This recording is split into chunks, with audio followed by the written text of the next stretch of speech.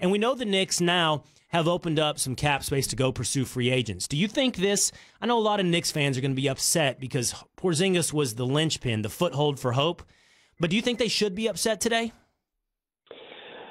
Well, listen, you have to, when you're evaluating Knicks fans and their emotions, you have to evaluate everything through the prism of the last 20 years of torture that they've been through. And I mean that sympathetically, not sarcastically.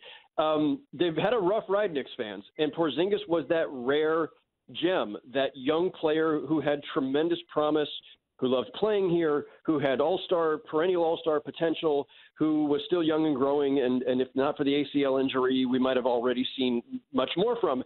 And, to have him here from day one, to claim him as their own, they haven't had a homegrown star in forever, and, to have that taken away, first by the ACL and now via trade, I think is really tough for Knicks fans, regardless of what the trade was made for long term. And clearly this is among other things, it's a cap clearing exercise. But, when you talk about what this means from the Knicks side of it, or did the Knicks do well in this deal, you have to consider that they basically just used Porzingis and the promise of Porzingis and what he may become now in Dallas as the incentive to take on bad contracts. Like he was the